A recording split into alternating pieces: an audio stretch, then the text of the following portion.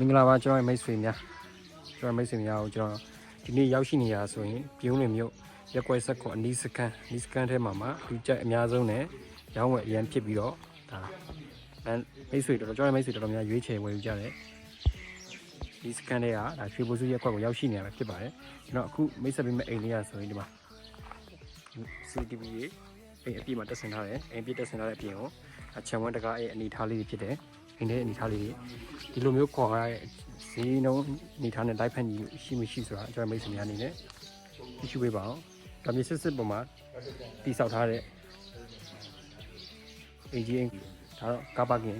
ပေါ်တီကိုနေရာဖြစ်ပါတယ်နေရာအခြေခံဖြစ်ပါတယ်ကဲကျွန်တော်ဒါအပြင်မှာဆိုရင်ဒီမှာရေးစင်ရေးကန်လေးဒါအသုံးချတာတွေ့ရတယ်ထဲဝင်ကြည့်လိုက်ဟုတ်ဆက်ဒါအိမ်ရဲ့အနေထားလေးဖြစ်ပါတယ်ခင်ဗျာ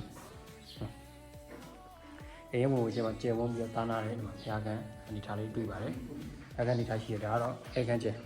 ပြီးထုံးရဟုတ်ပြီးထုံးရပေါ့အကုန်ထားလိုက်ကုန်ထားလိုက်ပေါ့အဲ့ဆိုပြီးထုံးတာပြီးရလာတဲ့လေးနဲ့ဆိုတော့တစ်ခါပြလိုက်မယ်ဖယားကန်ရဲ့အနေထား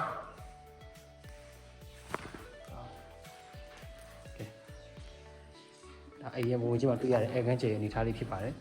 ခင်ဗျာဒါတွေကမာစတာခန်းနေပဲနော်မာစတာဘယ်နှခန်းလဲမာစတာက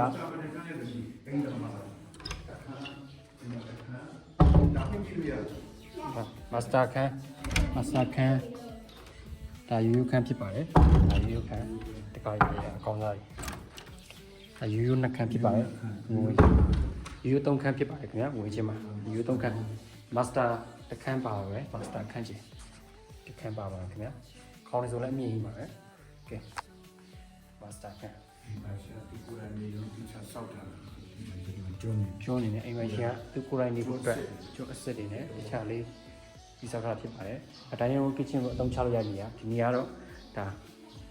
အနုံဖြစ်ပါတယ်ဒီမှာထားဖို့အတွက်အပေါ်ပြီးကိုအောက်ပြီးကိုကပင်းရည်နဲ့ထည့်သွင်းပြီးတော့ဒီဆောက်ထားတယ်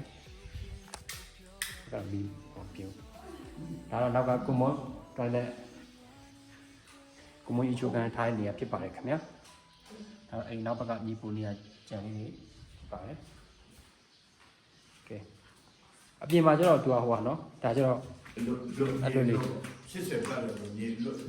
လွတ်အကျယ်အပြင်မှာဒါအပြင်မှာဆိုရင်မိမိတို့ရဲ့ဒါဝန်ထမ်းတွေကိုထားဖို့အတွက်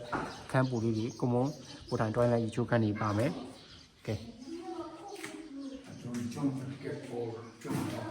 ဟုတ်ကဲ့